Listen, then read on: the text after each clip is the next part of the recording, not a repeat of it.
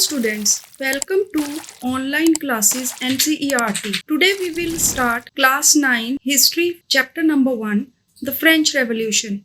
It is very important chapter with point of view of weightage. Let's start the chapter. On the morning of 14th July 1789, the city of Paris was in state of alarm. The king had commanded troops to move into the city. Rumors spread that he would soon order the army to open fire upon the citizens. Some 7,000 men and women gathered in front of the town hall and decided to form a people's militia. They broke into a number of government buildings in search of arms. 14th July 1789, this date is very important. 14 जुलाई 1789 को Paris के शहर में बहुत अफरा तफरी मची हुई थी.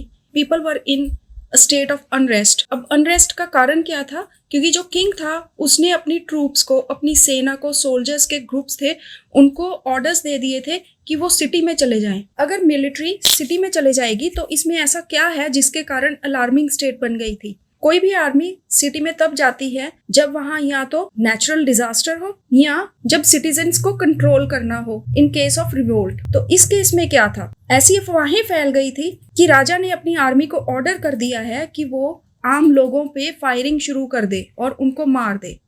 ऐसी कंडीशन में 7,000 मेन एंड वीमेन है वो टाउन हॉल में इकट्ठे हो गए थे. Now what is a town hall? Town hall है ये लोकल गवर्नमेंट का जो बिल्डिंग होती है उसे टाउन हॉल बोलते हैं. जो लोग वहां पे इकट्ठा हुए थे उनका मेन पर्पस ये था कि वहां पे पीपल्स मिलिशिया बना ले. तो मिलिशिया क्या होता है? सिविलियंस की जो आर्मी होती है उसे मिलिशिया बोलते हैं.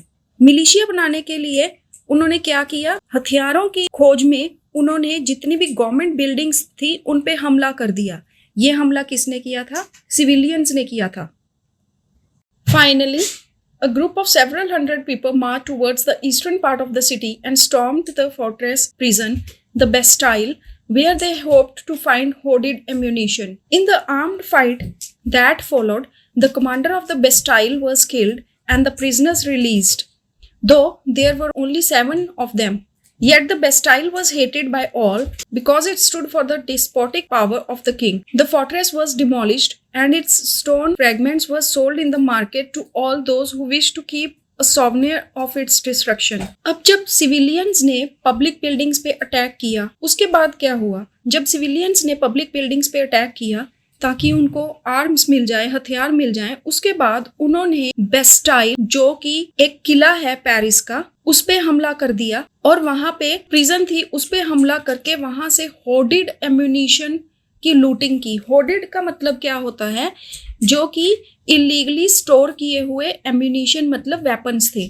और उसके बाद जो लड़ाई हुई उस लड़ाई में उस बेस्टाइल का मतलब उस किले का जो कमांडर था उसका मर्डर कर दिया और जो वहां के प्रिजनर्स थे, कुल 7 प्रिजनर्स थे वहां पे, उनको उन्होंने रिलीज करवा लिया, उनको रिहा करवा लिया. बेस्टाइल को लोग पसंद नहीं करते थे. अब इसका क्या कारण क्या है कि बेस्टाइल को पसंद नहीं किया जा रहा?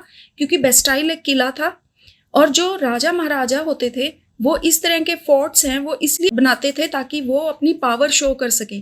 पेरिस में जो बेस्टाइल था वो भी वहां के किंग की पावर को, डेस्पोटिक पावर लिखा गया है, डेस्पोटिक मतलब क्रूअल, उसकी क्रूअल पावर का एक सिंबल बन गया था. वहां पे लूटिंग करने के बाद लोगों ने उस फोर्ट्रेस को पूरी तरह से डिमोलिश कर दिया, उसको तोड़ दिया और उसके जो पत्थर थे उनको मार्केट में बेच दिया उन लोगों को जो एक यादगार के तौर पर, एक मेमोरी के तौर पर उन पत्थरों को रखना चाहते थे. The days that followed so more writing both in Paris and the country side. Most people were protesting against the high price of bread. Much later, when historians looked back upon this time, they saw it as the beginning of a chain of events that ultimately led to the execution of the king in France, though most people at that time did not anticipate this outcome. Bastille की destruction के बाद भी Paris में violence चालू रही, वहां पे riots होते रहे. जो लोग थे उनके प्रोटेस्ट करने का कारण ये था कि जो ब्रेड्स के प्राइसेस थे वो बहुत ज़्यादा बढ़ गए थे. अब जो ब्रेड है, ब्रेड यूरोपियन कंट्रीज में एक स्टेपल फूड है, ऐसा फूड है जिसको लोग रोज़ खाते हैं. उसके प्राइसेस का बढ़ना है मतलब कि वहाँ पे स्टारवेशन वाली कंडीशन हो गई थी और इसीलिए लोग हैं वो प्रोटेस्ट कर रहे थे. हिस्टोरियंस इन सभी इवेंट्स को स्टडी करते हैं तो वो ये देखते हैं कि एक चेन रिएक्शन बन गया था जिसके कारण एंड में किंग का मर्डर हो गया था, उसकी एग्जीक्यूशन हो गई थी। हालांकि लोग ऐसा नहीं चाहते थे, उन्होंने कभी सोचा नहीं था कि ऐसा हो जाएगा। हमने अभी तक जो पढ़ा है वो फाइनल आउटकम है कि किंग की एग्जीक्यूशन हो गई थी, लेकिन ऐसे कौन से इवेंट्स थे जिनके कारण ये सब हुआ, अब उनको पढ़ेंगे। We are starting from the very beginning कि फ्रांस में कंडीशंस कैसी थी। सबसे पहले टॉपिक है जो वो है French society during the late 18th century. Late 18th century means 1700 और उसकी जो एंड की जो डिकेड्स हैं। In 1774, Louis XVI of the Bourbon family of kings ascended the throne of France. He was 20 years old and married to the Austrian princess Mary. Upon his accession, the new king found the empty treasury. Long years of war had drained the financial resources of France. Added to this was the cost of maintaining an extravagant court at the immense palace of Versailles. Under Louis XVI, France helped the 13 American colonies to gain their independence from the common enemy Britain. The war ended more than 1 million livres to a debt that had already risen to more than 2 billion livres. Lenders who gave the state credit now began to charge 10% interest on loans. So the French government was obliged to spend an increasing percentage of its budget on the interest payments. To meet its regular expenses, such as the cost of maintaining an army, the court, running government offices or universities, the state was forced to increase taxes. Yet, even these measures would not have sufficed. French society in the 18th century was divided into 3 estates and only members of the third estates paid taxes. 1774 में Louis 16 जो कि bourbon family का एक राजा था, उसको throne पे बिठाया गया, राजगद्दी पे बिठाया गया। उस समय पे वो 20 इयर्स का था और उसकी शादी ऑस्ट्रिया की प्रिंसेस मैरी के साथ हुई थी। जब वो राजगद्दी पे बैठा, जब वो किंग बना, तो उसने देखा कि उसका खजाना खाली था। ये खजाना खाली होने के रीजंस क्या हैं? Now we are going to do reasons of empty treasury. बहुत सालों से लड़ाई चल रही थी जिसके कारण पैसा है फ्रांस में खत्म हो गया था। उसके बाद पैलेस ऑफ वर्सेल्स है, मतलब वर्सेल एक शहर है, वहां का जो पैलेस है उसकी मेंटेनेंस का खर्चा भी बहुत ज्यादा था, जिसके कारण फाइनेंशियल बर्डन ट्रेजरी पे आ रहा था। जब लुई 16 किंग बना तो उसने अमेरिका की 13 कॉलोनीज को ब्रिटेन से आजाद करवाया था, क्योंकि उस समय ब्रिटेन फ्रांस का भी दुश्मन था। ये सब जो लड़ाइयां चल रही थी, चाहे दूसरे देशों से है, यहाँ पैलेस की मेंटेनेंस है, यहाँ अमेरिकन कॉलोनीज को फ्री करवाने का खर्चा है, इनके कारण 1 बिलियन लिवरे की एक्स्ट्रा डेट था, कर्जा था, फ्रांस के ऊपर आ गया था और उसका टोटल डेट 2 बिलियन लिवरे हो गया था। अब जो लैंडर थे, जो लोग फ्रांस को उधार दे रहे थे, उन्होंने रेट ऑफ इंटरेस्ट बढ़ाकर 10% कर दिया। अब जब इतना ज्यादा रेट ऑफ इंटरेस्ट हो गया, फ्रेंच गवर्नमेंट को अपने बजट का एक बहुत बड़ा हिस्सा है वो इंटरेस्ट की पेमेंट पे करना पड़ रहा था। इंटरेस्ट की पेमेंट इतनी ज्यादा हो रही थी कि जो सरकार के रेगुलर एक्सपेंसेस थे उनको पूरा करना बहुत मुश्किल हो रहा था। ऐसे कौन से एक्सपेंसेस थे? तो वो था आर्मी का खर्चा, कोर्ट को रन करने का खर्चा, गवर्नमेंट ऑफिस और यूनिवर्सिटीज के एक्सपेंसेस हैं। ये सारे जो एक्सपेंसेस हैं ये फ्रेंच गवर्नमेंट मीट नहीं कर पा रही थी और इस तरह की कंडीशन हो गई थी कि गवर्नमेंट को एक बार फिर से टैक्सेस इंक्रीज करने पड़ रहे थे। अब जो टैक्सेस इंक्रीज किए जा रहे थे उसका भी एक बहुत बड़ा प्रॉब्लम था, क्योंकि गवर्नमेंट ने पूरी फ्रेंच सोसाइटी को 3 पार्ट्स में डिवाइड कर रखा था और जो थर्ड एस्टेट था, मतलब थर्ड पार्ट था सोसाइटी का, उसी को टैक्सेस भरने पड़ रहे थे। तो वो 3 पार्ट्स कौन से थे? पूरा का पूरा जो फ्रेंच सोसाइटी था उसकी डिवीजन इस तरह से थी। सबसे पहले क्लर्जी, जिसमें प्रीस्ट्स आते हैं, मतलब रिलीजन से रिलेटेड जो भी लोग हैं वो आ रहे हैं। नोबेलिटी, इसमें एम्पायर के जो नोबल्स हैं वो आते हैं, मिनिस्टर्स हैं वो आते हैं। थर्ड एस्टेट में बाकी के सभी लोग आ रहे थे, जैसे कि कोई बड़े बिजनेसमैन हो गए, मर्चेंट्स हो गए हैं, कोर्ट के ऑफिशियल हो गए हैं, लॉयर्स हो गए हैं। इसी थर्ड एस्टेट का सेकंड पार्ट है पीजेंट्स एंड आर्टिशियंस। पीजेंट्स कौन है? जो खेतों में काम कर रहे हैं और आर्टिस्ट हैं। उसके बाद स्मॉल पीजेंट्स जो लैंडलेस लेबरर्स हैं वो आ जाते हैं और सर्वेंट्स जो घरों में काम करते हैं वो आ रहे हैं। तो मेन टैक्स का बर्डन है इनके ऊपर ही जा रहा था और जो क्लर्जी और नोबेलिटी है इनको एडवांटेज दिया गया था कि इनको टैक्स भरने की जरूरत नहीं है। The society of estate was part of the feudal system that dated back to the Middle Ages. The term old regime is usually used to describe the society and institutions of France before 1789. Society को इस तरह से divide करने का कारण क्या था कि ये जो फ्यूडल सिस्टम है ये मिडल एज से ही चला आ रहा था। मिडल एजेस कौन सी होती हैं? 5th century to 15th century BCE को मिडल एजेस बोलते हैं। ये जो मिडल एजेस हैं इनसे ही सोसाइटी में इस तरह के कुछ ना कुछ चीजें चली आ रही थी जिसके कारण अल्टीमेटली सोसाइटी की डिवीजन हो गई थी और ये फ्यूडल सिस्टम पे हुई थी। फ्यूडल सिस्टम का मतलब है लॉर्ड है या किंग है, वो लैंड की डिवीजन करता है लोगों को, उन्हीं लोगों को लैंड दिया जाएगा जो अपनी या तो किंग को अपनी लॉयल्टी शो करेंगे या किसी तरह की मिलिट्री सपोर्ट देंगे, तो उनको लैंड दे दिया जाता था और लैंड्स के राइट्स दे दिए जाते थे। और जिनको लैंड के राइट्स दिए जाते थे वही लोग लैंड रेवेन्यू भी कलेक्ट करते थे। मतलब जो टिलिंग कर रहे हैं लैंड की, जो खेती कर रहे हैं, उनसे हर तरह के पैसे की वसूली या अनाज की वसूली वही लोग कर रहे थे फ्यूडल सिस्टम के अंडर। तो ये जो टाइम पीरियड है 1789 से पहले वाला, इसे ओल्ड रिजिम बोला जा रहा है। Figure 2 shows how the system of estates in French society was organized. Peasants made up about 90% of the population. However, only a small number of them owned the land they cultivated. About 60% of the land was owned by nobles, the church, and the richer members of the third estate. The members of the first two estates, that is the clergy and nobility, enjoyed certain privileges by birth. The most important of these was exemption from paying taxes to the state. The nobles further enjoyed feudal privileges. These includes feudal dues which they extracted from the peasants. Peasants were obliged to render service to the lord, to work in houses and fields, to serve in army or to participate in building roads. अब जैसा कि हमने ऊपर figure में देखा कि society की division कैसे हुई है, तो वही एक्सप्लेनेशन यहाँ पे हो रही है। स्टैटिकल डेटा भी प्रोवाइड किया जा रहा है इसमें। अब ये बताया जा रहा है कि जो फ्रेंच सोसाइटी है उसको ऑर्गेनाइज कैसे किया गया था। जो पीजेंट्स थे वो 90% पॉपुलेशन का हिस्सा थे, मतलब 90% लोग हैं वो पीजेंट्स थे, मतलब उनमें से भी ज्यादातर थे जो वो लैंडलेस लेबरर्स थे। ऐसे बहुत कम लोग थे जिनके पास लैंड था खुद का ताकि वो कल्टीवेशन कर सके। तो 90% पॉपुलेशन पीजेंट्स की थी।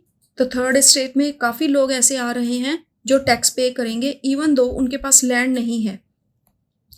60% लोग जिनके पास लैंड था वो नोबल्स और चर्च के लोग थे, मतलब नोबल्स और क्लर्जी थे, और थर्ड एस्टेट के रिच मेंबर्स थे। इस बात का ध्यान रखिए, थर्ड एस्टेट के रिच मेंबर्स कौन से थे। थर्ड एस्टेट को 3 पार्ट्स में डिवाइड किया गया है।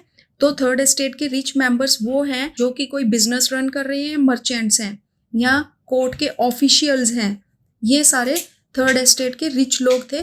तो ऐसे 60% लोगों के पास लैंड था। पहले दो एस्टेट के जो पहले 2 ग्रुप्स हैं या मेंबर्स हैं, मतलब क्लर्जी और नोबेलिटी है, प्रीस्ट हो गए या जो नोबल्स हो गए, मिनिस्टर्स हो गए, उनको बाय बर्थ एक प्रिविलेज दिया हुआ था कि उनको टैक्सेस नहीं भरने पड़ेंगे। मतलब कोई भी नोबल पर्सन है या क्लर्जी है तो उसको और उसके बच्चों को टैक्सेस भरने की ज़रूरत नहीं है। नोबल्स को फ्यूडल राइट्स भी दिए हुए थे। अगेन वही है, फ्यूडल राइट्स उसी के पास होगा जिनके पास लैंड होगा। और हमने अभी ऊपर देखा कि 60% जो लैंड है वो नोबल्स और चर्च के लोगों के पास था, तो उनको फ्यूडल राइट्स थे कि वो किसी भी तरह के फ्यूडल ड्यूज हैं वो कलेक्ट कर सकते हैं। जो पीजेंट्स थे उनको अपने लॉर्ड को, जिनके लैंड पे वो काम कर रहे हैं, उनको अपनी हर तरह की सर्विस देनी पड़ रही थी, चाहे उनके घर में काम करना है या उनके फील्ड्स पे काम करना है। मोर ओवर उन्हें कई बार एस्टेट के कामों पे भी लगा दिया जाता था, जैसे कि रोड की building. The church to extracted its share of taxes called tithes from the peasants, and finally all members of the third estate had to pay taxes to the state. These includes a direct tax called taille and a number of indirect taxes which were levied on articles of everyday consumption like the salt or tobacco. The burden of financing activities of the state through taxes was borne by third estate alone. अब क्या हो रहा है कि जो peasants हैं वो एक तो फ्यूडल ड्यूज भी पे कर रहे हैं, फिर चर्च ने भी उन्हें टैक्सेस लगा दिया था। उन पे एक रिलीजन से रिलेटेड टैक्स लगाया जिसे टिथेस बोल रहे हैं, और वो सिर्फ पीजेंट्स को ही पे करना पड़ता था। इसके अलावा थर्ड एस्टेट में जितने भी मेंबर्स थे उनको और भी टैक्सेस भरने पड़ रहे थे, जैसे कि स्टेट को डायरेक्टली टैक्स पे करना और इनडायरेक्टली टैक्स जो कि रोज यूज होने वाली कॉमोडिटीज पे लग रहा था, जैसे सॉल्ट एंड टोबैको। ये सारा बर्डन है टैक्सेस का, वो सिर्फ थर्ड एस्टेट ही बियर कर रहा था। और थर्ड एस्टेट में भी पीजेंट्स हैं और जो लैंडलेस लेबरर्स हैं उनको बर्डन बियर करना पड़ रहा था। इस टॉपिक में हमने देखा कि किस तरह से फ्रेंच सोसाइटी को डिवाइड कर दिया गया था और उसकी डिवीजन के बेसिस पे ही लोगों से टैक्स लिया जा रहा था। वो टैक्स लेने के रीजन भी हमने देखे, 3 रीजन थे। क्योंकि गवर्नमेंट के पास किसी तरह का ट्रेजरी नहीं था, ट्रेजरी बिल्कुल एम्प्टी हो चुका था, उसको फिल करने के लिए सोसाइटी की डिवीज़न हुई और उस डिवीज़न में सिर्फ थर्ड एस्टेट है जो उससे ही टैक्सेस लिए जा रहे थे। और उन पे टैक्सेस सिर्फ किंग नहीं ले रहा था, फ्यूडल लॉर्ड्स भी ले रहे थे, चर्च भी ले रहा था। इनडायरेक्टली वो स्टेट को टैक्सेस पे कर रहे थे प्रोडक्ट्स पे जो कि वो रोज़ यूज़ करते थे। इनडायरेक्टली वो डेली यूज़ के प्रोडक्ट्स पे टैक्सेस भी पे कर रहे थे। तो ये सारी कंडीशंस हैं, पीजेंट्स की कंडीशंस को और बुरा बना रहा था। लैंडलेस लेबरर्स हैं, उनकी कंडीशन भी बुरी हो रही थी। वो जितना कमा रहे थे ज़्यादातर प्रपोर्शन है वो टैक्सेस के फॉर्म में पे कर रहे थे। So they are left with very little money for their own survival. In next topic, we will see how people were becoming desperate and how their condition was deteriorating. The struggle to survive. लोगों को जीना क्यों मुश्किल लग रहा था? The population of France rose from about 23 million in 1715 to 28 million in 1789. This led to a rapid increase in the demand for food grains. Production of grains could not keep pace with the demand, so the price of bread, which was the staple diet of the majority, rose rapidly. Most workers were employed as laborers in workshops whose owner fixed their wages. But wages did not keep pace with the rise in prices, so the gap between the poor and the rich widened. Things became worse whenever drought or hail reduced the harvest. This led to the subsistence crisis, something that occurred frequently in France during the old regime. Till now, we saw how people were being drained of their money. अब आगे condition कैसे खराब हो रही है? 1715 में France की population 23 million थी, जो 1789 में बढ़ के 28 मिलियन हो गई। अबाउट 5 मिलियन राइज हुई है इन 74 ईयर्स। इसके कारण क्या था? फूड ग्रेन्स की डिमांड बहुत बढ़ गई थी। पॉपुलेशन बढ़ी है, ऑब्वियसली फूड ग्रेन्स की डिमांड भी बढ़ेगी, लेकिन डिमांड बढ़ने के साथ साथ प्रोडक्शन है वो नहीं बढ़ी। प्रोडक्शन उतनी की उतनी ही थी। इससे क्या हो रहा था कि जो ब्रेड के प्राइसेस थे वो बढ़ गए, क्योंकि अब पॉपुलेशन बढ़ गई है, उनका स्टेपल डाइट ब्रेड है, उसकी प्रोडक्शन नहीं बढ़ रही, तो डेफिनेटली जो प्राइसेस हैं वो बहुत जल्दी बढ़ गए थे। जो वर्कर्स थे उनकी वेजेस भी नहीं बढ़ रही थी, क्योंकि उनके जो ओनर्स थे उन्होंने उनकी वेजेस है फिक्स कर रखी थी, वो उसको बढ़ा नहीं रहे थे। और ना कोई इस तरह का सिस्टम था कि उनकी वेजेस को बढ़ाया जाए। कंडीशन तब और बुरी हो जाती थी जब किसी तरह का सूखा पड़ता था या किसी तरह के हेल स्टॉर्म हैं वो आ जाते थे, जिसके कारण जो प्रोड्यूस थी या हार्वेस्ट थी वो सारी की सारी खराब हो जाती थी। इसलिए लोगों को लाइवलीहुड के लिए बहुत स्ट्रगल करना पड़ रहा था। और ओल्ड रीजन में ये कंडीशंस बहुत फ्रीक्वेंट थी। कौन सी कंडीशंस? ड्रॉट और हेल का आना और लोगों का subsistence crisis. So this is very important कि सब्सिस्टेंस क्राइसिस क्यों आ रहा था। पॉपुलेशन इंक्रीज हुई 23 से 28 million in a time period of 74 years. Food grain production increase नहीं हुई, जिसके कारण प्राइसेस हैं वो इंक्रीज हो गए। लोग हैं वो ज़्यादा वेजेस नहीं ले रहे थे, उनको ज़्यादा वेजेस नहीं मिल रही थी। ऊपर से ड्रॉट एंड हेल है वो भी हार्वेस्ट को ख़राब कर देता था या रिड्यूस कर देता था, जिसके कारण सब्सिस्टेंस क्राइसिस आ रहे ओल्ड रीजन में। ओल्ड रीजन के बारे में मत भूलिए। Period before 1789 is old regime. We saw how people were struggling for their livelihood even though they were not revolting. Why? Because जो गरीब लोग होते हैं उनका मेन पर्पस यही होता है कि उन्हें 2 टाइम का खाना मिल जाए और वो इसी में बिजी रहते हैं। लेकिन यूरोप में ऐसा नहीं हो रहा था, स्पेशली फ्रांस में कई कई जगहों पे रिवोल्ट भी हो रहे थे, जिनके बारे में हम अब स्टडी करेंगे। In the past peasants and workers had participated in revolts against increasing taxes and food scarcity, but they lacked the means and programs to carry out full-scale measures that would bring about a change in the society, in the social and economic order. This was left to those groups within the third estate who had become prosperous and had access to education and new ideas. Conditions were worsening in France. इसीलिए लोग कई बार revolt कर देते थे कि taxes क्यों बढ़ाए जा रहे हैं और फूड की सेफ्टी क्यों नहीं है, इतनी कमी क्यों हो रही है खाने की। इसके लिए वो कई बार क्वेश्चनिंग करते थे, लेकिन जो फाइनेंशियली वीक होता है उसकी सोसाइटी में आवाज़ नहीं सुनी जाती। ये हमेशा से होता चला आ रहा है। इसलिए उस टाइम पे भी उन लोगों के पास किसी तरह के मीन्स नहीं थे, उनके पास किसी तरह के प्रोग्राम्स भी नहीं थे, ऐसा कुछ भी उनके पास जरिया नहीं था जिसके कारण वो अपने रिवोल्ट्स को सक्सेसफुल बना सके।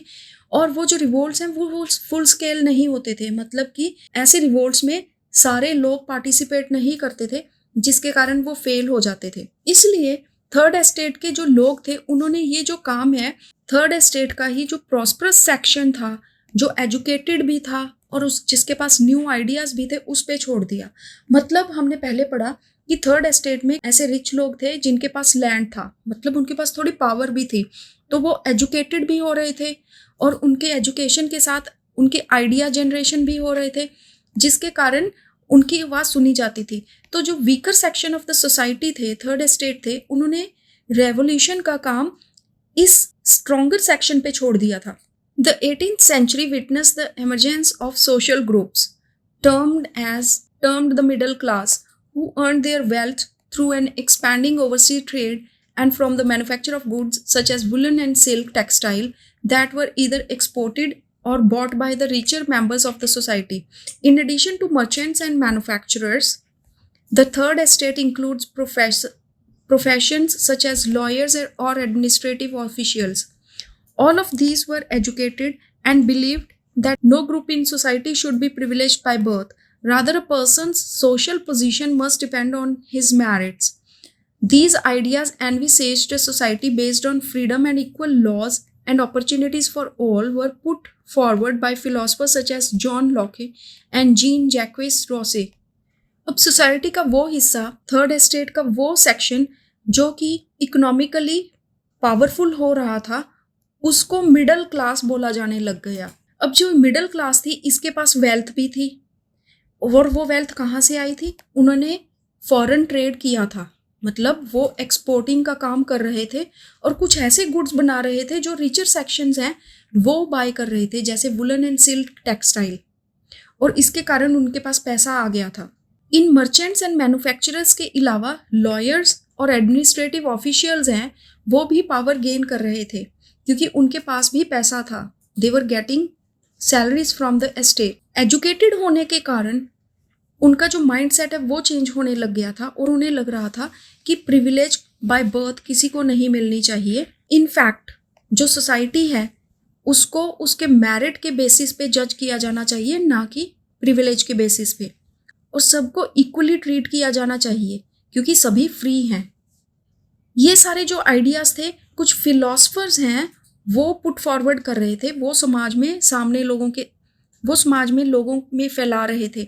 उनमें से कुछ फिलोसफर्स हैं John Locke and Jean Jacques Rousseau. They are very important people, so learn their names. In his two treatises of government, Locke sought to refute the doctrine of the divine and the absolute right of the monarch. Rousseau carried the idea forward, proposing a form of government based on social contracts between people and their representatives. In the spirit of the laws, Montesquieu proposed a division of power within the government between the legislative, the executive, and the judiciary. This model of the government was put into force in the USA after the 13 colonies declared their independence from Britain. The American Constitution and its guarantee of individual right was an important example of political thinkers in France. अब ये जो philosophers थे इन्होंने कुछ articles लिखे थे, books लिखी थी जिनका इम्पैक्ट सोसाइटी पे हो रहा था, तो वो कौन से थे? This is very important topic, so listen carefully. सबसे पहले लोके ने लिखा था 2 ट्रीटीज ऑफ गवर्नमेंट। गवर्नमेंट की 2 ट्रीटीज कौन सी हैं? सबसे पहले वो क्या कह रहे थे कि जो डॉक्ट्राइन ऑफ द डिवाइन है, मतलब राजा है उसको सर्वोपरि, मतलब सबसे ऊपर मानना है, उसका वो खंडन करते थे, उसके अगेंस्ट थे। और एब्सोल्यूट राइट ऑफ मोनार्क, कि हर चीज पे मोनार्क का राइट होगा, इसको भी वो बिल्कुल नहीं मानते थे। तो यही 2 ट्रीटीज ऑफ गवर्नमेंट में लिखा गया था। रोजे हैं, उन्होंने कहा था गवर्नमेंट है सोशल कॉन्ट्रैक्ट के बेसिस पे बननी चाहिए, जो कि सोसाइटी के लोगों का और उनके द्वारा चुने गए रिप्रेजेंटेटिव्स के बीच में हो। इनडायरेक्टली ये डेमोक्रेसी की बात की जा रही है कि रिप्रेजेंटेटिव और लोग जिन्होंने उस रिप्रेजेंटेटिव को चुना है उसके बीच में एक सोशल कॉन्ट्रैक्ट हो। कुछ इस तरह की ही बात है मोंटेस्क ने बोली थी in the spirit of the laws में। उन्होंने कहा था कि पावर को डिवाइड कर देना चाहिए। पावर को 3 हिस्सों में डिवाइड करने की बात की जा रही है, लेजिस्लेटिव, एग्जीक्यूटिव और जुडिशरी में। तो डेमोक्रेसी में यही होता है कि लेजिस्लेटिव, एग्जीक्यूटिव और जुडिशरी को अलग अलग पावर्स प्रोवाइड की जाती हैं ताकि किसी एक को सुपरमेसी ना मिले। यही सब यूएसए में भी हो रहा था। यूएसए की जो कॉन्स्टिट्यूशन थी उसमें इंडिविजुअल राइट्स को गारंटी किया गया था कि हर इंसान को राइट्स मिलेंगे, जो कि फ्रांस में थिंकर्स पे इम्पैक्ट डाल रहा था और वो लोग इससे इन्फ्लुएंस होके वह सब बातें फ्रांस के लोगों को भी बता रहे थे। The ideas of these philosophers were discussed intensively in salons and coffee houses and spread among the people through the books and newspapers. These were frequently read aloud in groups for the benefit of those who could not read or write. The news that Louis XVI planned to impose further taxes to be able to meet the expenses of the state generated anger and protest against the system of privileges. अब लोगों में ये ideas हैं धीरे धीरे फैलने लग गए थे और किस तरह से स्प्रेड आउट हो रहे थे, बुक्स और न्यूज़पेपर के थ्रू ये सारे लोगों में फैल रहे थे। जब लोग सैलून्स में जाते थे या कॉफ़ी हाउसेस में जाते थे और वहाँ पे बात करते थे तो इन्हीं फिलोसफर के जो आइडियाज़ हैं इनके बारे में बात की जाती थी। जो लोग इलिटरेट थे and could not read and right, उनके लिए ये पढ़ के सुनाया जाता था। उसी समय खबर फैलने लग गई कि लुईस 16 फिर से टैक्सेस बढ़ाने की बात कर रहा है, जिसके कारण लोगों में गुस्सा आ गया और लोग जो प्रिविलेज वाला सिस्टम था इसके अगेंस्ट होने लग गए कि कुछ लोगों को प्रिविलेज मिली है और कुछ को इतने सारे टैक्सेस पे करने पड़ रहे हैं।